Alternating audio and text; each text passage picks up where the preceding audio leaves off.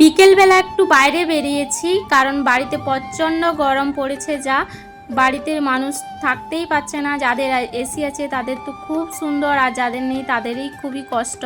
তো এই যে আমাদের এখানে একটা অনেক বড় একটা পুকুর আছে, তো পুকুরের চারিপাশটা ঘেরা আছে আর অনেক বড় বড় গাছ আছে দেখতে পাচ্ছ। এই যে এখানে মানুষ স্নানও করে, আর অনেক মাছ আছে এই পুকুরে, আসলে দেখা যায়।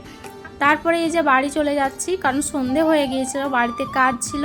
তারপরে এখানে আমি রান্না চাপিয়ে নিয়েছি, কারণ হচ্ছে রান্না করব। এত গরমে রুটি একদমই খেতে ইচ্ছা করে না, তো আমি ভাবলাম যে না, আজকে ভাত করব, তরকারি পরে করব।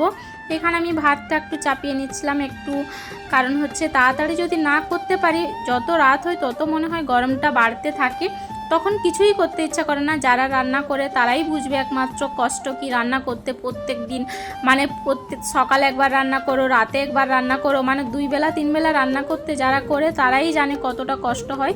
তারপরে একটু চা খেয়ে নিচ্ছিলাম, এখানে চাটা চাপিয়েছিলাম, কারণ হচ্ছে চা না খেলে একটু বিকেলটা ঠিক জমে না, তাই এখানে চা খেয়ে নিচ্ছিলাম।